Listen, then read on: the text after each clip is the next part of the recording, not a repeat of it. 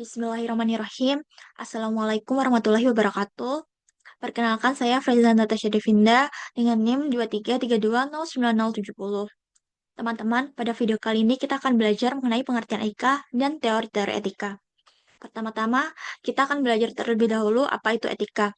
Etika berasal dari kata Yunani yaitu ethos atau taeta yang berarti tempat tinggal, padang rumput, karakter, watak kesusilaan atau adat dan kebiasaan. Etika juga bisa diartikan sebagai norma, prinsip moral, dan nilai yang diyakini sebagai suatu hal yang baik dan benar. Tindakan untuk menilai perbuatan yang baik dan benar itu didasarkan atas diri sendiri dan lingkungan, serta dorongan suara hati. Kemudian kita akan belajar mengenai teori-teori etika. Yang pertama ada teori egoisme, bahwa tindakan dari setiap orang pada dasarnya bertujuan untuk mengejar keinginan pribadi atau memajukan dirinya sendiri. Namun, tindakan ini akan bermasalah ketika menjadi hedonistis atau ketika kebahagiaan dan kepentingan pribadi diterjemahkan semata-mata sebagai kenikmatan fisik. Kemudian yang kedua ada teori utilitarianisme. Menurut teori utilitarianisme, suatu perbuatan atau tindakan dapat dikatakan baik jika membawa manfaat bagi sebanyak mungkin anggota masyarakat. Atau kriteria untuk menentukan baik dan buruknya suatu perbuatan atau tindakan dari utilitarianisme adalah dilihat dari akibat atau konsekuensinya atau tujuannya, apakah tindakan memberikan manfaat atau tidak bagi sebanyak mungkin orang. Contohnya adalah seorang pemimpin membuat atau menerapkan kebijakan dengan mempertimbangkan tingkat kesejahteraan masyarakatnya, sehingga keputusan yang diambil dapat memberikan manfaat yang terbesar bagi sebagian besar warganya. Seperti itu. Kemudian ada teori deontologi, yaitu menurut teori deontologi, suatu perbuatan adalah baik jika dilakukan karena kewajiban. Dan deontologi melihat suatu perbuatan baik dan benar dari sudut pandang cara atau pendekatan yang baik secara universal. Hak dan kewajiban harus dilaksanakan secara seimbang.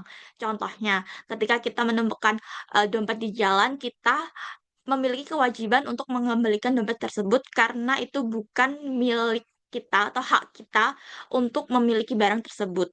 Contohnya, kemudian lanjut teori hak. Menurut teori hak, eh, ini adalah tindakan atau perbuatan dianggap baik apabila perbuatan atau tindakan tersebut sesuai dengan hak asasi manusia atau didasarkan asumsi bahwa semua manusia mempunyai martabat yang sama. Hak asasi manusia didasarkan atas beberapa sumber. Yang pertama itu adalah hak hukum, kemudian hak moral atau kemanusiaan, yang ketiga adalah hak kontraktual. Contohnya teori hak adalah perusahaan tuh berhak memberikan hak karyawannya berupa gaji yang layak, jaminan kesehatan, dan lingkungan kerja yang nyaman. Kemudian ada teori keutamaan. Teori keutamaan memandang sikap atau akhlak seseorang. Dalam teori keutamaan tidak dinyatakan apakah suatu tindakan atau perbuatan itu adil, jujur, ataupun murah hati, melainkan apakah seseorang dapat bersikap adil, jujur, murah hati, dan sebagainya. Contohnya adalah perusahaan itu tidak boleh hanya mengejar berfokus atau pada pencapaian keuntungan, tetapi juga harus memperhatikan apakah dampak dari perusahaan tersebut itu adalah baik untuk lingkungan, baik untuk kualitas produk, dan sebagainya. Kemudian yang teori yang terakhir adalah teori teonom. Teori teonom menjelaskan etika didasarkan pada keyakinan terhadap Tuhan sebagai kekuatan tak terbatas. Teori teonom menekankan bahwa hakikat etika berasal dari kehendak Tuhan. Tindakan atau perbuatan dianggap etis jika selaras atau sepadan dengan nilai-nilai agama atau perintah Tuhan. Contohnya adalah tindakan untuk tidak berbuat korupsi, karena tindakan korupsi tidak dibenarkan oleh ajaran agama apapun karena itu tindakan yang tidak jujur dan merugikan banyak orang.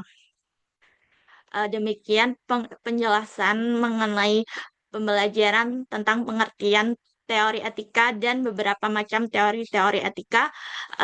Terima kasih teman-teman, sampai jumpa di video selanjutnya.